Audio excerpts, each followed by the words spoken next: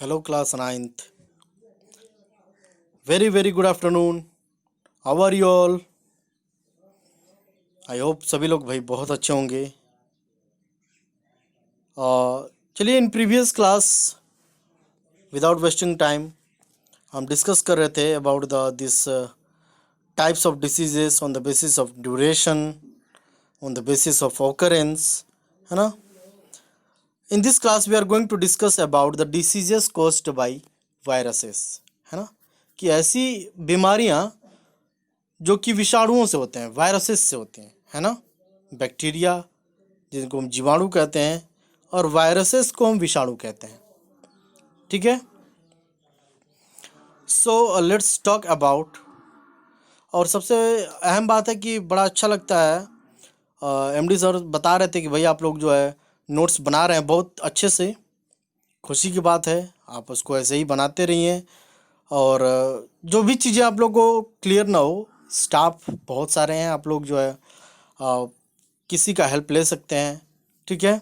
जो भी चीज़ें कोई भी प्रॉब्लम आती हो अगर, तो आप लोग को पैनिक होने की आवश्यकता नहीं। You can ask any of the question. और सबसे बड़ी बात है कि एमडी सर हमारे जो है इसके लिए लगातार मेहनत करते हैं कि बच्चों को कोई डाउट छूट ना जाए, ठीक है।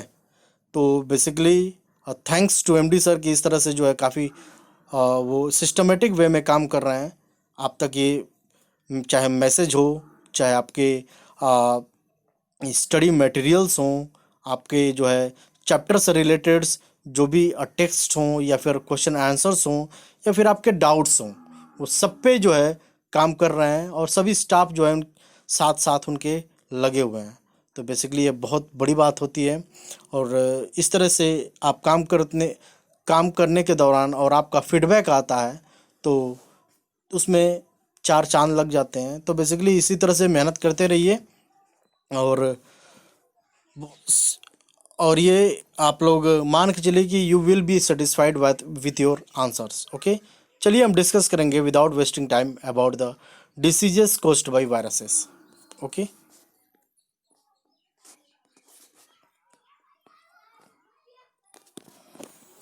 ये स्क्रीन पे लग गया है आपका।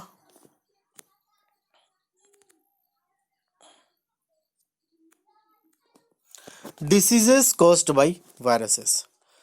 Viruses are extremely small particles made up of nucleic acid and proteins which are visible only through electron microscope, है ना। तो विषाणु जो होते हैं वो काफ़ी बहुत ज़्यादा जो है स्मॉल पार्टिकल्स में होते हैं, जो कि न्यूक्लिक एसिड्स और प्रोटीन से बने होते हैं, है ना। सिर्फ उनको वो तभी दिखाई पड़ेंगे, तभी हम देख सकते हैं जब उनको हम इलेक्ट्रॉन माइक्रोस्कोप से, यानी कि इलेक्ट्रिक विद्युतीय सूक्ष्मदर्शी से हम देखेंगे, ठीक है। तो इस तरह के जो वायरसेस होते हैं तो उनकी हम चर्चा कर रहे हैं। तो पहली बात है कि diseases, pathogen and mode of transmission and symptoms. लक्षण क्या है, उनके पैथोजेंस क्या हैं, या फिर जो उनका ट्रांसमिशन का मोड है उसके बारे में पढ़ेंगे और डिसीजेस के बारे में पढ़ेंगे, ठीक है। पहला इसमें कह रहा है कि चिकन पॉक्स, है ना। चिकन पॉक्स, इसका जो पैथोजन है वारिसेला जोस्टर वायरस, है ना। और ये किस तरह से ट्रांसमिशन होता है, by the contact with infected person. और जो इन्फेक्टेड पर्सन होते हैं उनके माध्यम से ये क्या होते हैं, एंट्री करते हैं, कॉन्टैक्ट होता है इनका चिकन पॉक्स का। सिम्टम्स क्या है, स्किन ब्रेक्स हो जाता है, skin breaks out with rashes accompanied by fever, साथ में फीवर होता है, हेडेक होता है, और जिस तरह से जनरल डिस्कम्फर्ट होता है, मतलब कि सामान्य तौर पे आप देखेंगे तो अपने आप को सहज महसूस नहीं कर पाएंगे, ठीक है। तो ये चिकन पॉक्स हुआ। सेकेंड पॉइंट देखते हैं हम, अगर बात करते हैं कॉमन कोल्ड की, तो कॉमन कोल्ड का पैथोजन होता है कॉमन कोल्ड वायरस, और ये जो होता है ट्रांसमिशन होता है इसका बाय ड्रॉपलेट इन्फेक्शन के ड्रॉपलेट से, है ना। लक्षण क्या है, प्रोफ्यूज नेसल डिस्चार्ज, हेडेक, है ना। नाक में बार बार छींक आना, नाक से पानी गिरना, ठीक है, सर भारी होना, सर दर्द करना, ये सब कॉमन कोल्ड के लक्षण हैं। थर्ड, इन्फ्लुएंजा की हम बात करते हैं तो influenza virus is the pathogen, और ये ड्रॉपलेट न्यूक्लियाई के द्वारा ये इन्फ्लुएंजा फैलता है। ठीक है, इसका जो लक्षण का है तो फीवर, मैस्कुलर एक एंड पेन, बुखार होता है और मांसपेशियों में दर्द होने लगता है। ठीक है, उसमें तनाव और खिंचाव भी होते हैं। ठीक है,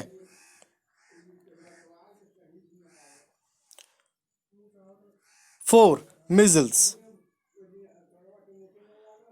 पैथोजेंस ऑफ मिजल्स होता है रूबेला वायरस। ये रूबेला वायरस इसका पैथोजन होता है। ठीक है, ये किस तरह से फैलता है? कॉन्टैक्ट विथ इन्फेक्टेड पर्सन, जो प्रभावित व्यक्ति होता है उसके कॉन्टैक्ट में आने से मिजल्स होता है। और इसके लक्षण क्या है? फीवर होता है, रैश होता है, रेड वाटरी आइज हो जाती है, काफ़ी आँखों में पानी आ जाता है, लाल हो जाती हैं, और नाक बहता है। ठीक है, नाक से पानी आता है। ये मिजल्स के लक्षण हैं। मम्स की बात करें तो पैथोजन है इसका मम्स वायरस, और ये किस तरह से प्रभावित होता है, किस तरह से फैलता है? बाय फिजिकल कांटेक्ट, फिजिकल के भौतिक जो है शरीर के कांटेक्ट में आने से, या फिर ड्रॉपलेट इन्फेक्शन होता है। ठीक है, छींक वगैरह करते हैं तो उससे भी होता है ये। इसमें क्या होता है कि आपको कंपन होने लगता है, शिवरिंग लक्षण देखिए अगर हम, तो शिवरिंग होती है, हेडेक होता है, फीवर होता है, सैलिवरी स्वलन हो जाता है, और जो नेक में ग्लैंड गिल्टी टाइप का हो जाता है। ठीक है, ये मम्स के लक्षण हैं। ठीक है, चलिए हम बात करते हैं पोलियोमाइलिटिस की। ठीक है, पोलियोमाइलिटिस की, तो ये पोलियो वायरस है। ठीक है, आ, ये कैसे होता है? By secretion of nose, throat and excreta, गले से खखार जो जो निकालते हैं हम लोग। ठीक है, नाक से पानी गिरता है, एक्सक्रीटा होता है, ये सारी चीज़ से पोलियो माइलेटिस होता है। इसका जो सिम्टम है, लक्षण की बात करें तो फीवर होता है, गले में खराश होता है, सोर थ्रोट हो जाता है। ठीक है, मस्कुलर पेन होता है, यानी कि आपके मांसपेशियों में दर्द होता है, और paralysis of leg in children, और छोटे बच्चों में जो होता है उनके पैरों में पैरालिसिस यानी कि जो लकवा होता है वो मार देता है ना। रेबीज की हम बात करते हैं तो रेबीज का पैथोजन है स्ट्रीट वायरस, है ना। कॉन्टैक्ट कैसे होता है? A canine disease transmitted to human through the bite of a rabid animals through its saliva. ठीक है, जो रैबिड एनिमल्स होते हैं, है ना, उनके काटने से होता है, क्योंकि उनके सैलिवा एंट्री करती है बॉडी में, तो स्ट्रीट वायरसेस से होते हैं, जैसे चूहे वगैरह हो गए। ठीक है, इसका सिम्टम्स की अगर हम बात करते हैं तो हाइड्रोफोबिया होता है, the virus selectively attack the brain, और सेलेक्टिवली मतलब कि ये क्या करते हैं कि ये ब्रेन को अटैक डायरेक्ट करते हैं। एड्स की बात करते हैं हम तो HIV इसका जो है पैथोजन होता है by unprotected sex and blood transfusion, असुरक्षित यौन संबंध से या फिर ब्लड ट्रांसफ्यूजन से, जो है ब्लड का लेन देन करने से। चलिए इसमें इसका लक्षण क्या है? आपका वेट लॉस होता है और लॉस ऑफ इम्यूनिटी।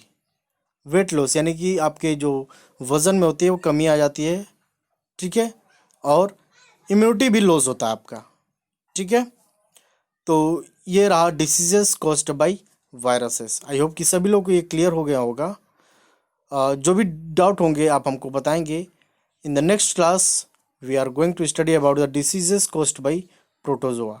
ठीक है बच्चों, तो ये जितना आप लोग पढ़े हैं इसको आप अपने फेयर कॉपी में, ठीक है, लिखेंगे, और जो भी चीज़ें इससे आपको डाउट हो वो क्लियर कर लें। क्योंकि देखिए बायोलॉजी में एक चीज़ आप लोग को समझना होगा कि ये पॉइंट वाइज मैं इसलिए धीरे धीरे पढ़ा रहा हूँ कि अगर एक साथ मैं सब पढ़ा दूंगा 2 3 4 टॉपिक तो आपके पल्ले नहीं पड़ेगा, means you will be out of network area.